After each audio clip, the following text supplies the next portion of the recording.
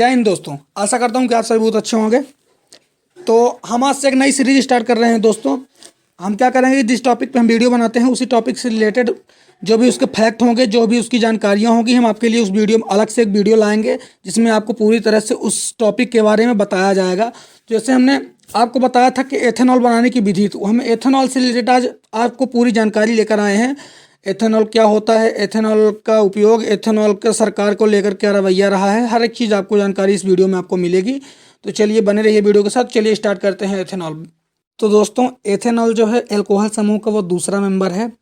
अब जिन्हें एल्कोहल समूह नहीं पता, तो एल्कोहल समूह में एल्कोहल बोले या एल्किल समूह, तो एल्किल समूह में methane, ethane, propane, butane, pentane, hexane, heptane, octane, nonane, decane, ये सारे जो हैं तो ये एल्कोहल समूह है। तो एल्कोहल समूह का ये जो है एथेन से मिलकर बना है एथेनॉल या एथिल एल्कोहल। तो एथिल एल्कोहल का आणविक सूत्र क्या होता है, C2H6O, या फिर इसे आप C2H5OH भी बोल सकते हैं।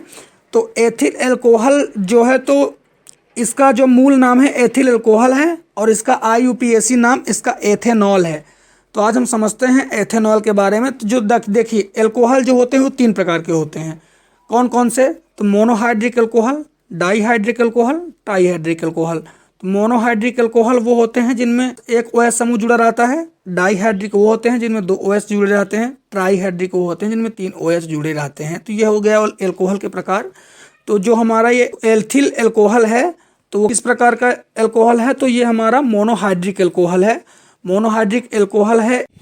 तो आप एथिल एल्कोहल की संरचना आप देख सकते हैं। एक कार्बन के साथ 3 हाइड्रोजन जुड़े हैं। एक कार्बन की चेन फर्स्ट सिंगल बॉन्ड से जुड़ा होगा। कार्बन की क्योंकि वैलेंसी 4 होती है इसलिए कार्बन के चारों तरफ हाइड्रोजन होंगे। तो इस प्रकार से इसकी संरचना होती है। अब बात करें कि इसके अन्य नाम की, तो इसके और अन्य नाम क्या क्या हो सकते हैं। तो दोस्तों, इसके अन्य नाम ethyl alcohol, grain alcohol, pure alcohol, hydroxy ethyne, drinking alcohol, ethyl hydrate, ये सारे इसके अन्य नाम हैं।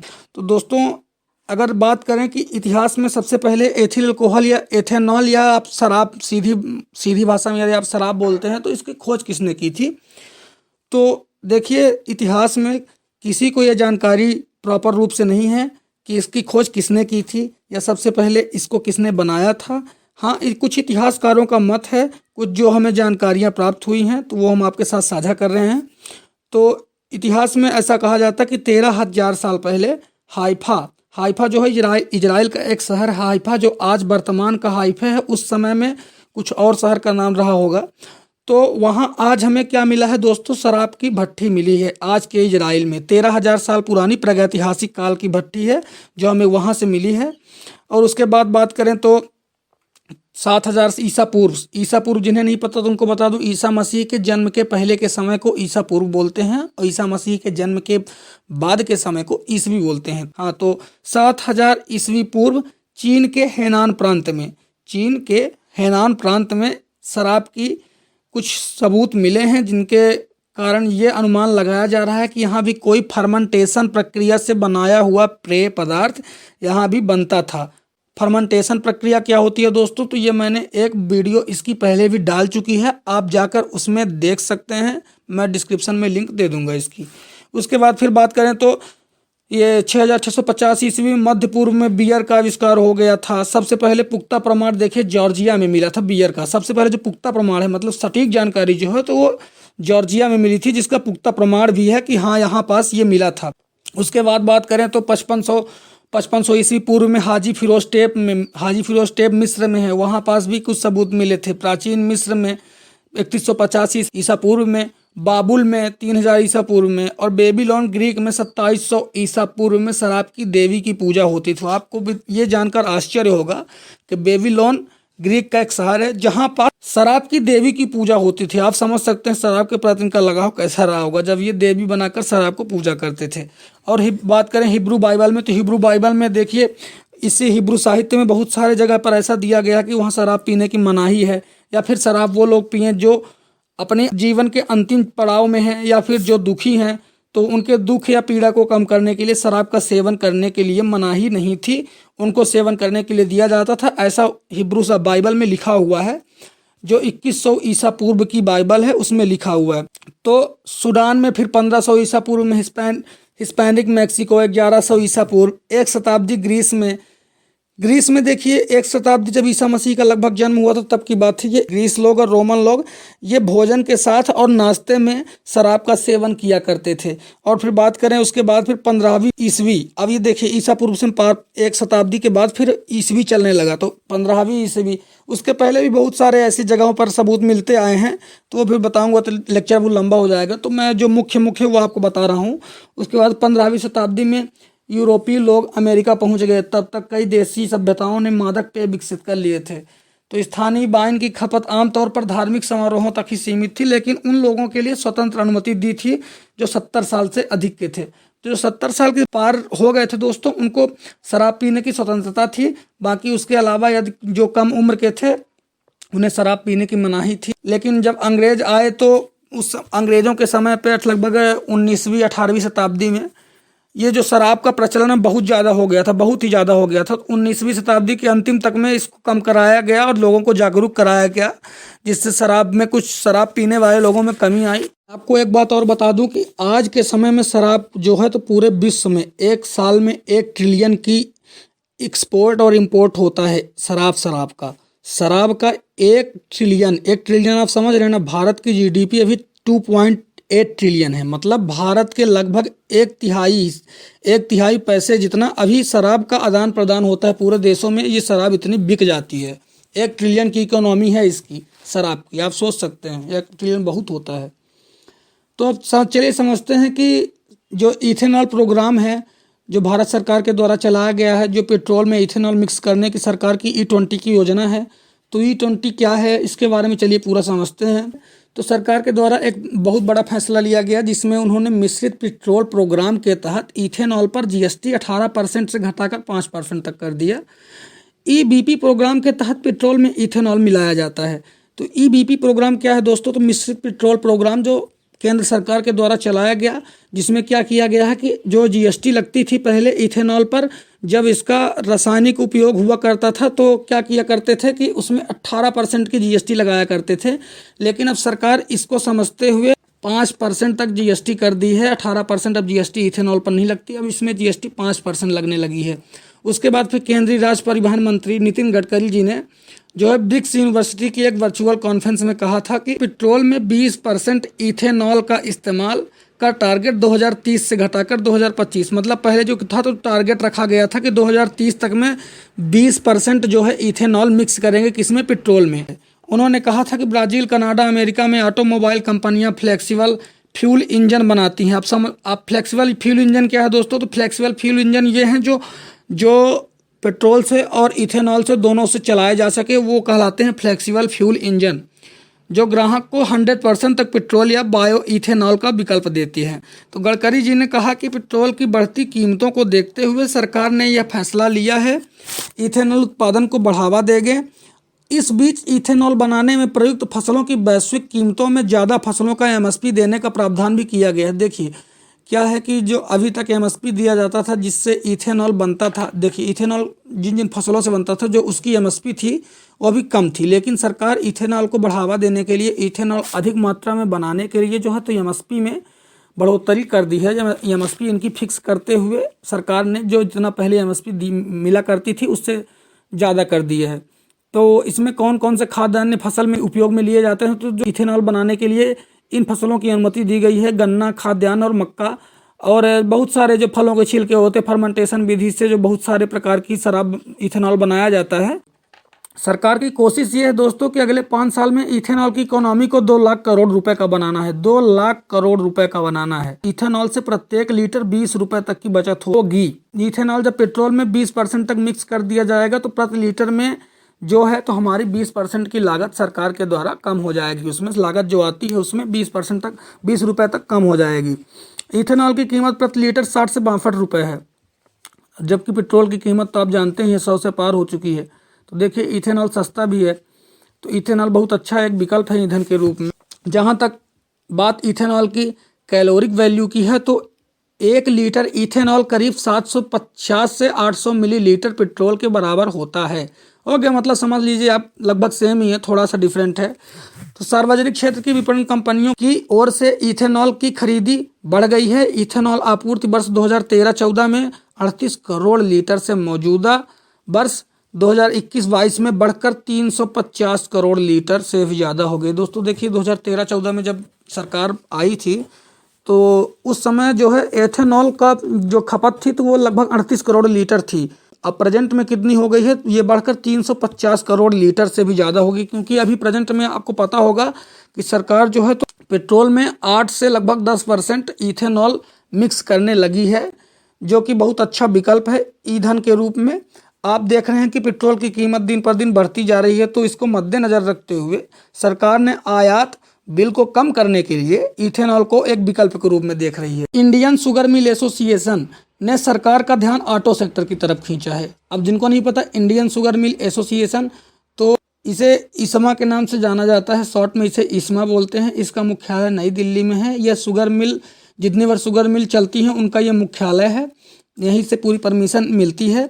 तो इंडियन शुगर मिल एसोसिएशन ने सरकार का ध्यान ऑटो सेक्टर की तरफ खींचा है।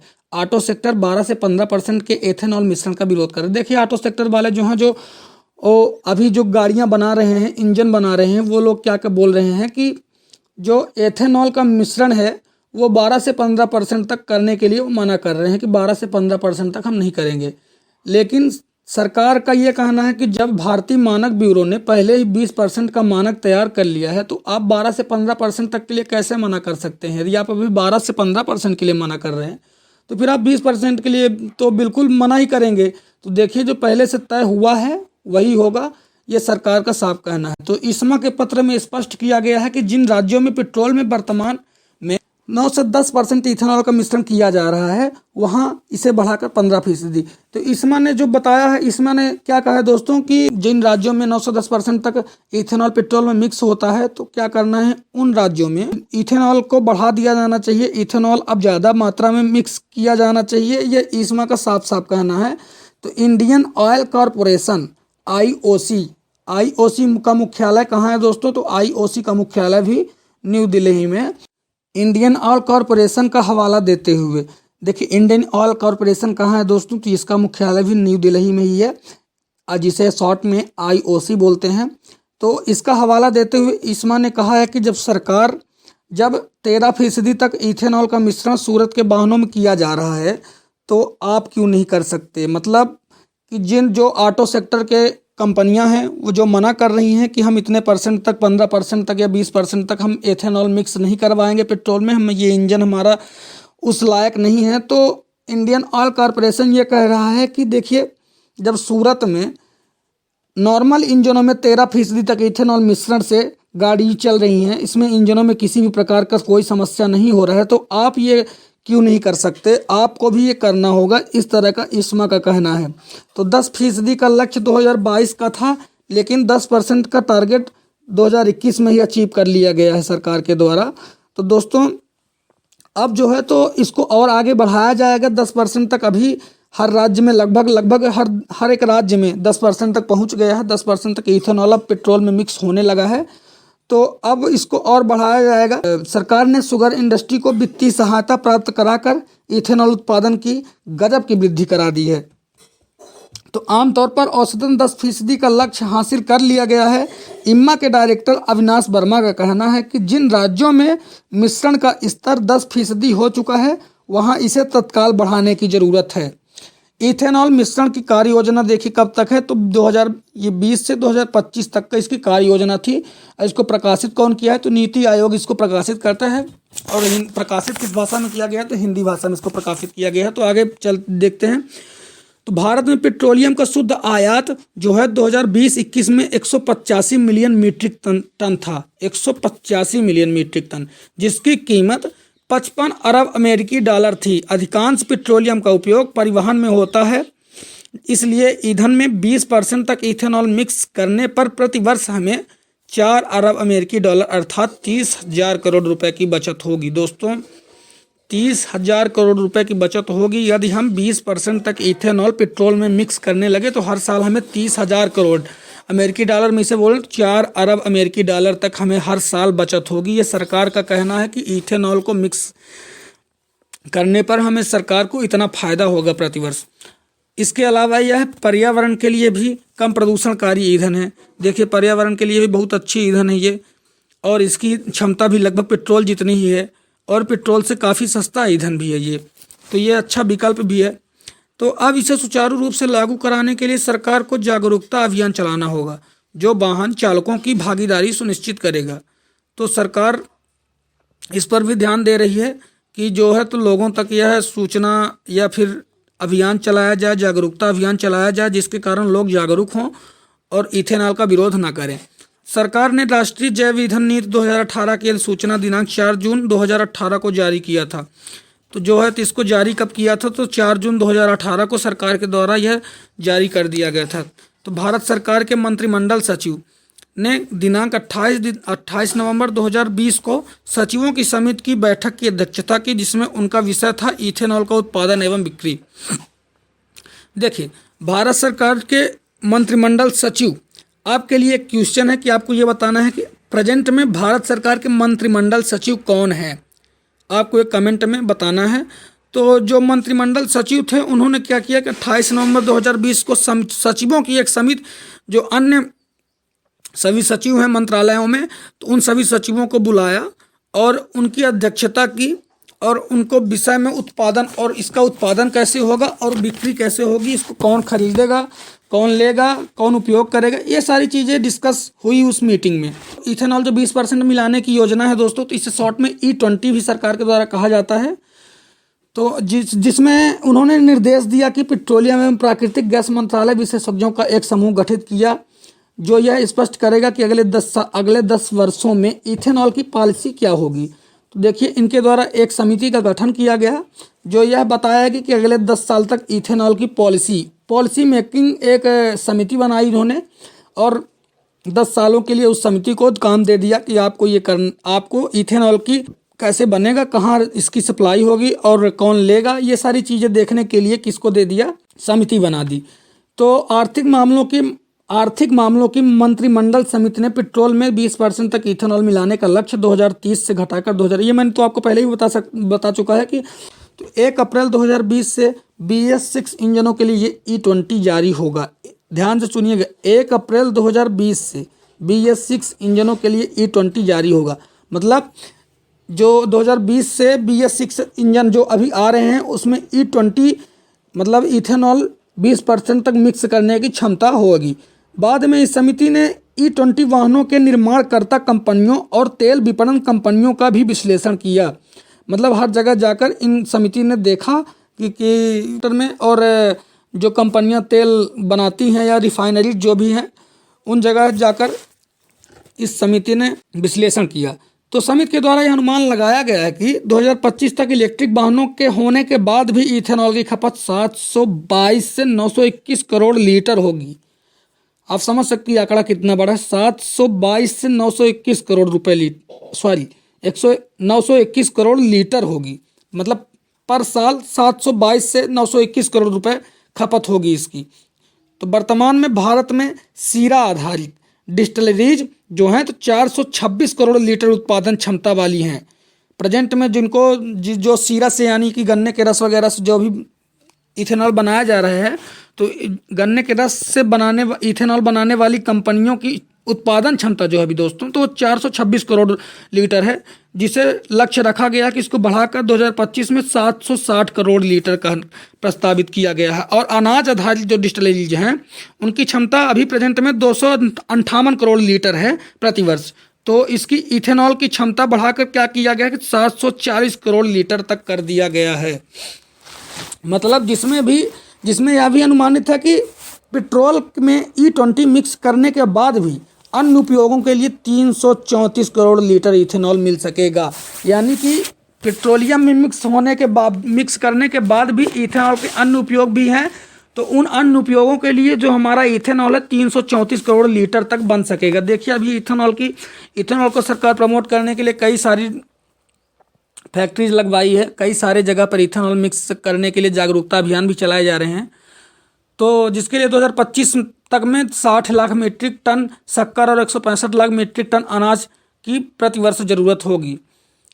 E10 इंजन के अनुरूप वाहन आपको 2023 से मिलने शुरू हो जाएंगे और E20 इंजन वाले वाहन 2025 में मिलना शुरू हो जाएंगे। देखिए आप ये समझिए, E10 वाले जो इंजन, E10 मतलब इथेनॉल जहां 10% पेट्रोल में मिक्स होता है, ऐसे इंजन जो 10% तक क्षमता वाले इंजन होंगे वो आपको 2023 से मिलना शुरू हो जाएंगे। जो E20 है मतलब इथेनॉल जिसमें 20% तक मिक्स होगा, वो इंजन जो है तो आपको 2025 से मिलना स्टार्ट होंगे।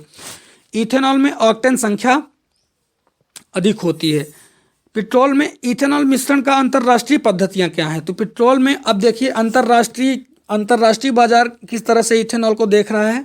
अब इसकी चर्चा हम करते हैं कि इथेनॉल उत्पादन का वैश्विक उत्पादन जो है 2019 में 110 बिलियन लीटर तक पहुंच गया था। 2019 में कितना पहुंच गया था दोस्तों? 110 बिलियन लीटर। 110 बिलियन आप समझ रहे हैं कितना बड़ा आंकड़ा है, 110 बिलियन, जिसमें पिछले दशक के दौरान 4% तक की वृद्धि देखी गई है। मतलब अभी ये बढ़ता ही जा रहा है, ये कम नहीं होगा क्योंकि इथेनॉल पेट्रोल में मिक्स होने लगा है।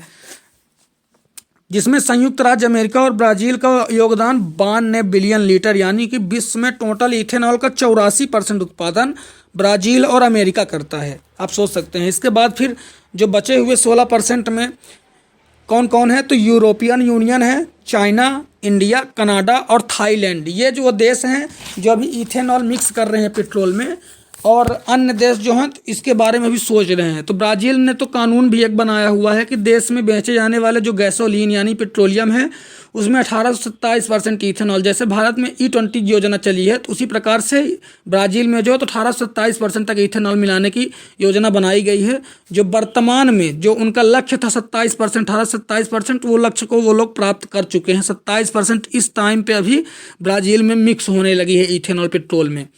तो देखिए हमने एक नीचे ये तालिका दी हुई है, ये जहाँ तक पूरा जहाँ जिन देशों का जितना रेट चल रहा है अभी इथेनॉल का, वो सारी चीज़ इसमें लिखी हुई हैं। तो सभी देशों की कीमत समझते हैं। देश जो है तो संयुक्त राज्य अमेरिका में प्रेजेंट में इसकी कीमत कितनी चल रही है? तो $0.61 और थाईलैंड में $0.68 और ब्राज़ील में $0.684। अब बात करते हैं भारत में, तो अलग अलग पदार्थों का खाद्यान्नों की कीमतों से अलग अलग होंगे। तो गन्ने का रस से जो बनेगा इथेनॉल वो डॉलर में $0.86 होगा, जो रुपए में 62.65 रुपये होते हैं। और बी मोमसेस जो बनेगा वो होगा 0.79, जो भारत के रुपए में 57 रुपये प्रति लीटर होगा। सी मोमसेस होगा 0.63। इसी प्रकार शराब खाद्यान्न से बनेगा वो 0.71 होगा, जो 51 रुपये होगा। FCI के पास अतिरिक्त चावल जो बचते हैं, चावल से बनेगा 0.78 पर डॉलर इसकी लागत होगी, और मतलब ये बाज़ार में $0.78 में मिलेगा, और जो भारतीय बाज़ार में 56 रुपये प्रति लीटर होगा। इथेनॉल की गुणवत्ता के आधार पर ये सारी चीज़ें मिलेंगी। तो अब जितनी भी बातें थी लगभग हमने आपको बता दी है इथेनॉल से संबंधित। अब बात करते हैं हम ये कि इससे अतिरिक्त कुछ जानकारियां हैं जो आपके लिए हैं।